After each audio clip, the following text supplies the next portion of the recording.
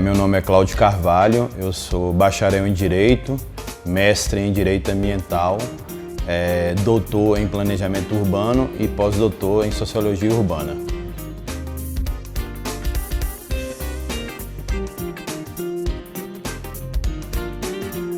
Nós tivemos um avanço muito grande a partir de 1988, quando a nossa Constituição da República ela elevou a categoria de proteção constitucional à matéria do meio ambiente no seu artigo 225. Da mesma forma, as cidades ganharam também um capítulo especial, que é o artigo 182 da Política Urbana. Quando a gente une os dois artigos na Constituição e todas as leis infraconstitucionais, aquelas que estão abaixo da Constituição, a gente vai considerar hoje o que a gente chama de cidades sustentáveis e cidades justas. É preciso que o poder público, sobretudo o poder público municipal, que tem a competência para o planejamento e gestão das cidades, possa cada vez mais estabelecer parâmetros e prioridades para que a gente alcance essa cidade justa. Quais são os exemplos dessas cidades justas? Um exemplo bastante interessante é a questão do direito à moradia. Quando nós falamos em direito à moradia, é recorrente no Brasil, as pessoas que não têm esse direito na cidade, eles ocupam justamente as áreas ambientalmente protegidas, topo de serra, declividade de serra, todas essas situações. Por quê? Não tem uma política habitacional justa que garanta que essas pessoas tenham habitação. A partir do momento que você garanta uma habitação justa para essas pessoas, consequentemente você não vai ter um processo de ocupação de serras. E aí você não tem os problemas que geralmente as cidades têm, por exemplo, quando tem chuva, processo de deslizamento de encosto, processo de carreamento de sedimentos para dentro da cidade. Um outro aspecto fundamental que a gente trabalha meio ambiente e a cidade é a questão da mobilidade urbana. Cada vez mais é interessante que as cidades planejem uma mobilidade mais ativa. Incentive as pessoas, os citadinos, as citadinas, a andar, por exemplo, de bicicleta, andar de transporte coletivo, incentivando que você ande menos de carro, que é um transporte individual. Quando você vai pegar a maioria das cidades brasileiras, você não tem ainda ciclofaixas e ciclovias especiais e o transporte público ainda é de péssima qualidade. É preciso a gente perceber que o Brasil, de fato, tem um conjunto ambiental de leis extremamente avançada, das melhores do mundo. No entanto, é necessário a gente compreender ainda que a gente não chegou num padrão civilizatório de mudança de consciência, o que eu chamo de consciência ambiental. Não adianta nada eu ter uma legislação avançada se as pessoas ainda não aplicam no seu cotidiano, pessoas físicas ou jurídicas. Um exemplo de pessoas físicas. A Lei de Crimes Ambientais, que é a Lei 9.605 de 98, fala do tráfico de animais silvestres. É proibido você traficar animais silvestres. No entanto, você, quem está nos assistindo, tem um vizinho, um conhecido que tem um passarinho, um papagaio na sua casa. Isso é crime, no entanto, a gente continua ainda com essa situação. A mesma coisa as empresas. Você tem uma série de legislações, no entanto, você vai ter um elemento aí de tensão nesse processo, que é a questão econômica. O artigo da Constituição, o artigo 225, ele deve ser visto com outro artigo também da Constituição, que é o artigo 170, que é da ordem econômica. E nesse artigo da ordem econômica vai falar que essa atividade deve observar a questão do meio ambiente.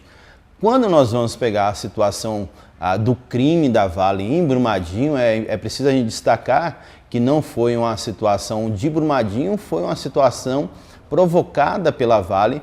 A gente vai perceber que houve uma série de alterações da legislação, sobretudo da legislação estadual em Minas Gerais, que possibilitou o enfraquecimento desse conjunto que eu falei anteriormente.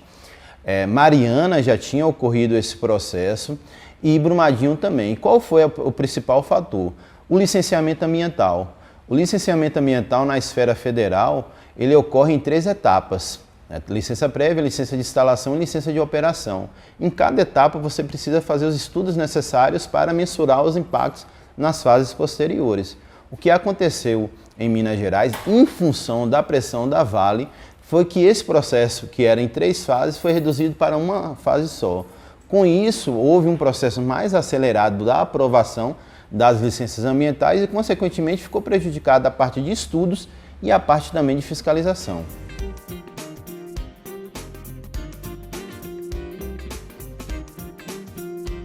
Você tem uma série de situações que a gente chama de cooperação que o cidadão pode fazer.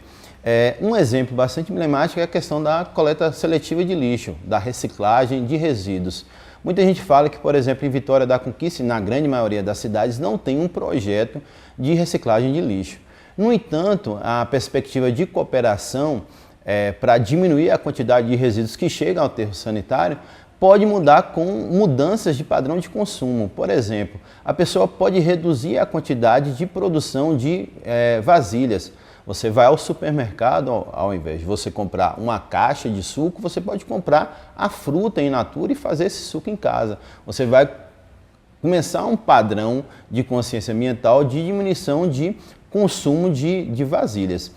No tocante a denúncias, você tem um ente fiscalizatório, tanto na parte federal, estadual e municipal, no caso federal o IBAMA, no caso estadual o INEMA e no caso municipal sempre as coordenações. E no caso da parte judicial, você tem um Ministério Público que tem a responsabilidade justamente de preservar, tutelar o meio ambiente. Qualquer pessoa pode ir diretamente ao Ministério Público, fazer uma representação e o Ministério Público vai observar os requisitos legais, se cabe uma denúncia e vai promover uma ação civil pública. Além do que você, todos nós, a Constituição garante um instrumento que individualmente eu posso fazer, que é uma ação popular. O artigo 5º, inciso 73 da Constituição, fala que qualquer cidadão é parte legítima para impetrar a ação popular que visa anular ato lesivo ao meio ambiente. Então, se eu tenho uma situação aqui nociva em Vitória da Conquista, eu, enquanto cidadão, posso também promover uma ação independente do Ministério Público, que a gente chama de ação popular.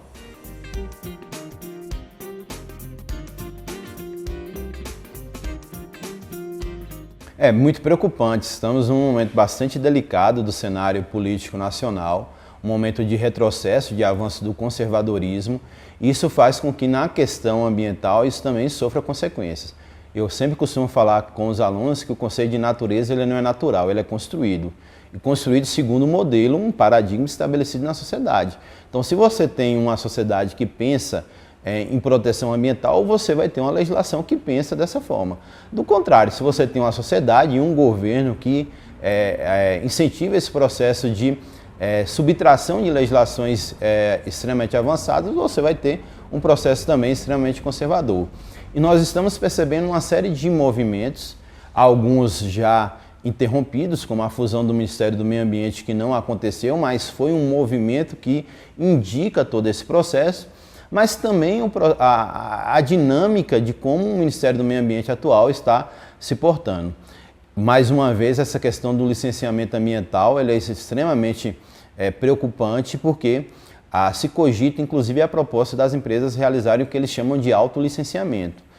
Na atual legislação, o poder público, o órgão federal, o IBAMA, o órgão estadual na Bahia, o INEMA, o órgão municipal, é que faz o licenciamento, exigindo uma série de estudos e acompanhando.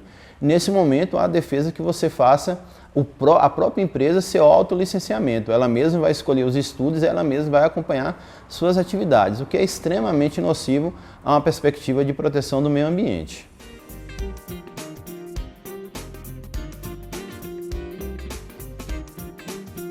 É preciso que a gente pense que quando a gente fala em proteção ambiental, a gente não está falando em desenvolvimento zero. Não é isso. É possível você desenvolver, mas você desenvolver de forma justa e você desenvolver de forma sustentável. É preciso a gente redimensionar a nossa vida, os padrões de consumo, como a gente estabelece a nossa relação com a mídia, e aí você vai com o consumo de um celular, com o consumo da roupa, com o consumo de produtos alimentícios. É preciso você mensurar o que é qualidade de vida.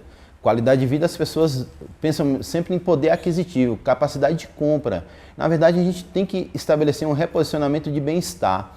Você pode ter uma vida mais simples, uma vida mais confortável até, mas que não agrida tanto o meio ambiente. Eu sempre costumo falar com meus alunos que é necessário a gente repensar qual o nosso conceito de necessidade. E a gente vai perceber que muito do que a gente coloca como necessidade natural, aquilo que a gente precisa, é imprescindível, não é. É uma necessidade, na verdade, social, construída. Costumo sempre falar que eu acho que o shopping é um bom cenário para a gente testar a nossa capacidade de avaliar a enorme quantidade de coisas que a gente não precisa para viver bem. Eu acho que é essa a questão, um novo padrão civilizatório, uma nova perspectiva de ética ambiental, só assim a gente vai ter uma sociedade mais justa e mais sustentável.